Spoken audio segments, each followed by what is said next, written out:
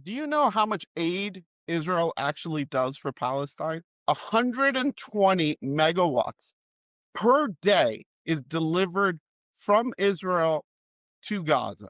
Pipes. So it's a desert. Remember, this area is a desert. They have to desalinate their water at their own cost, their own expense.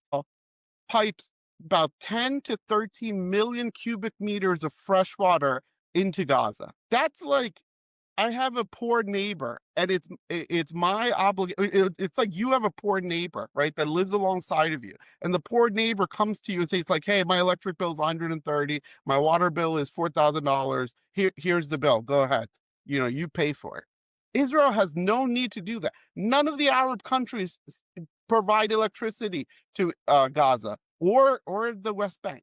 None of the Arab countries give water or food aid. Actually, from Egypt into Gaza, they restrict the aid lines.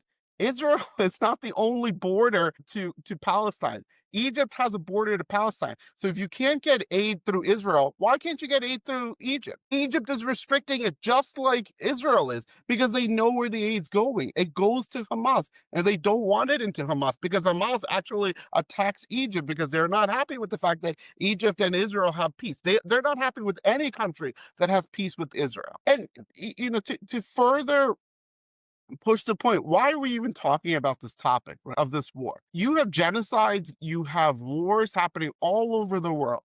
But why is Israel, this tiny little nation surrounded by huge countries, the center of debate, especially in Western civilization, where it's the only democracy?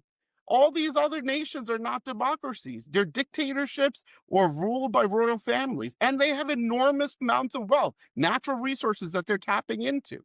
Israel has to invent their resources. They have to invent their agriculture, and they're supporting pushing the frontier of human civilization forward, versus these other countries are not contributing at the same level that they should have. And you can argue that, like, well, what are you going to do in 25 years? What are you going to do in 50 years to turn things around? How do you move an economy from 2007, where they were okay, to where it is today? Do you know the first flight of the Wright brothers were in the 1900s? By 1950, we were talking about putting humans on the moon with rocket ships. Think about what transpired in 50 years when you put your mind towards something to progress human evolution. And I know there's going to be a lot of naysayers, but the United States is literally the greatest country in the history of the world. We literally went from flying on kites, essentially, to sending people to the moon on rockets in 50 years. The evolution of humans have a capacity to do amazing and great things if they put their mind to it. But if you're fixated on hate, if you're fixated on the destruction of another group of people like Hamas is, you will not accomplish anything great. You will only bring more destruction. And that's the result of October 7th, post October 7th. That's the result of the hatred. You literally poked a bear, and the bear decided to come and attack your camp. Like, you can't cry about that. You made a conscious decision to go to war, and you chose to hide within your own people. It's a cowardly behavior, and I'm not condoning civilians being murdered, right? Like, my heart goes out to the Palestinian people and the children that are dying, and now generations are growing up around hate.